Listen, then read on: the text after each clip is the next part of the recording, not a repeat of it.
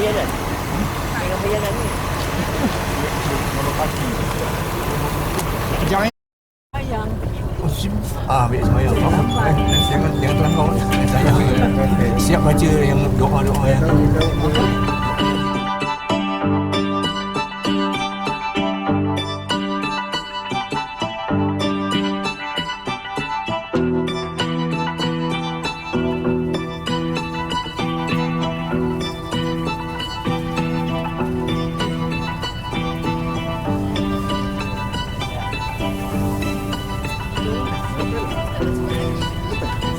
Nampak tidak ada orang kat lawa.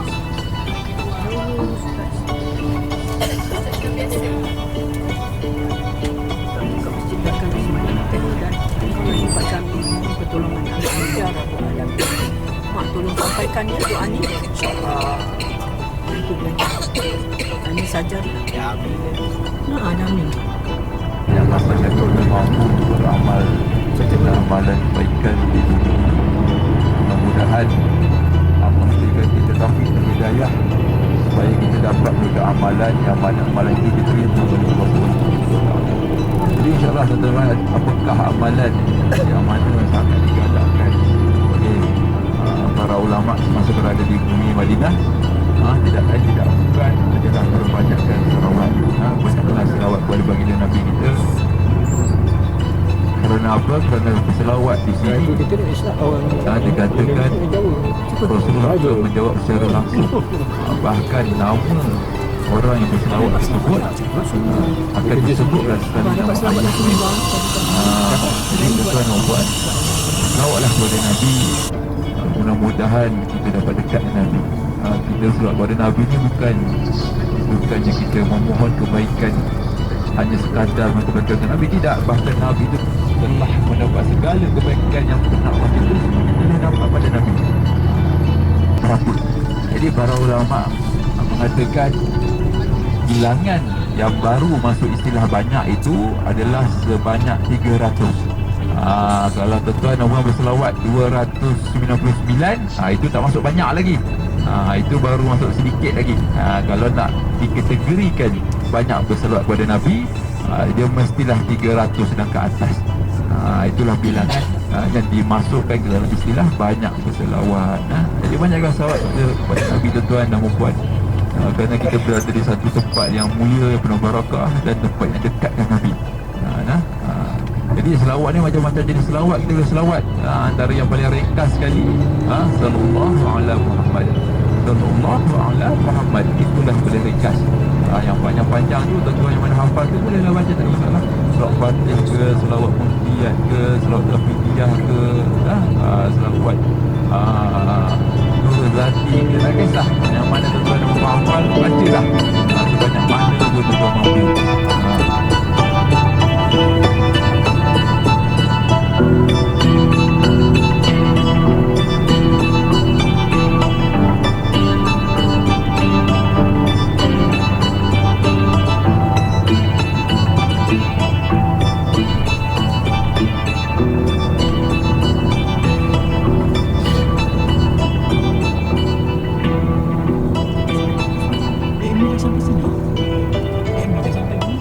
Ada satu tempat tu di kawasan depan sikit pada hotel kita lah, tapi kita tak lalu tadi.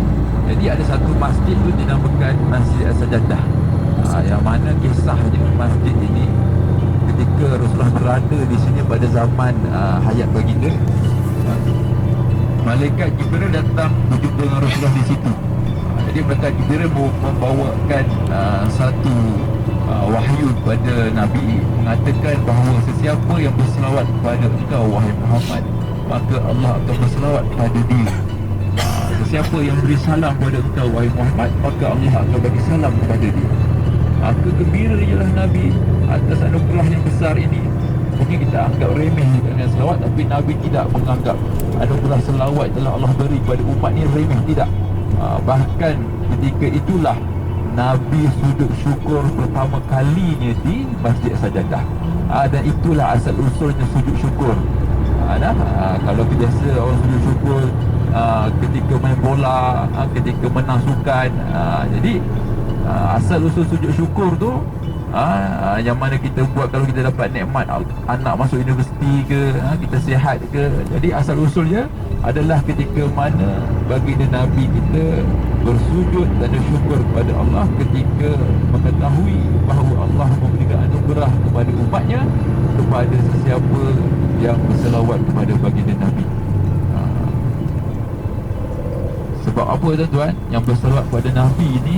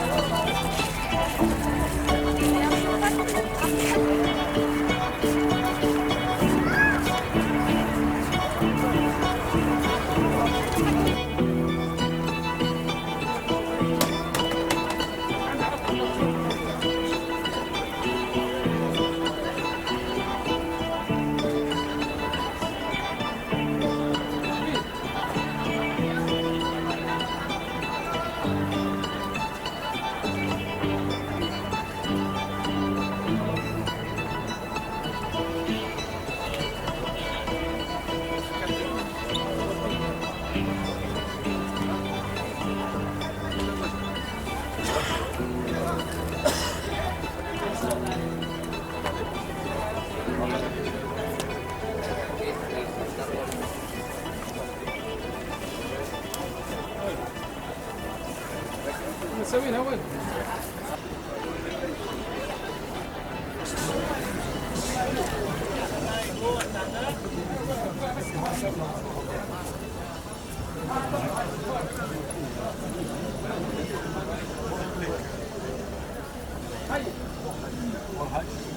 أعوذ بالله من هذا التصوير. الوضوء من الشركة.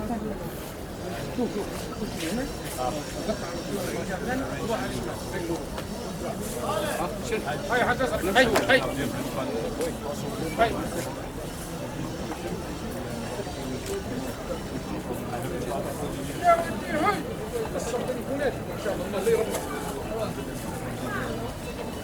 يا العربية تطاويل تطاويل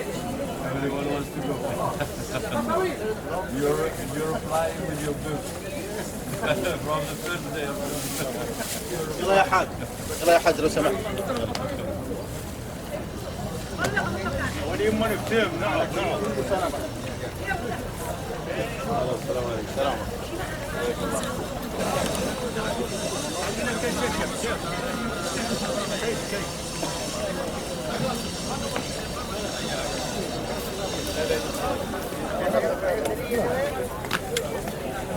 صوروا طيب من اول مليان صور. ما في جلوس هنا قدام قدام.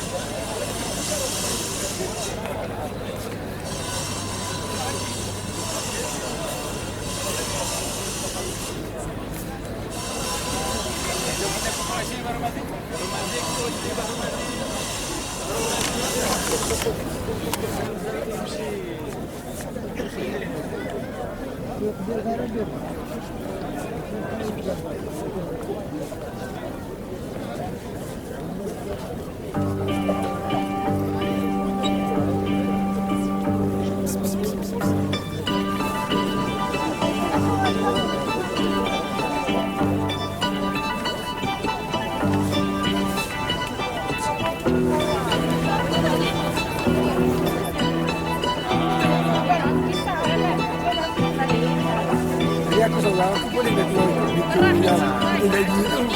Saya tak salah.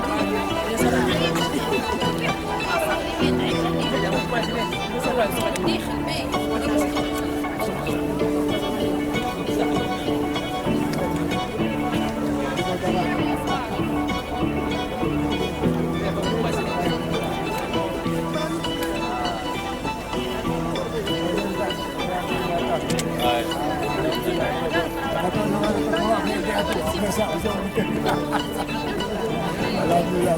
Tadi saya bagus alhamdulillah. Kata-kata tu kita dah berapa kali tak ada kan. Jadi tak ada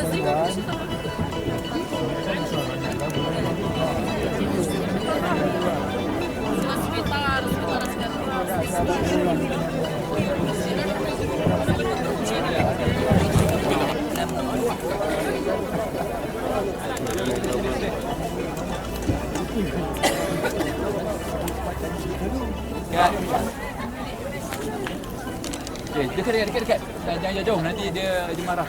Dia dekat. Dia dekat. Okay, baik, insyaAllah tuan-tuan dan puan, alhamdulillah kita berada. Tinggi kanan ni memang susah.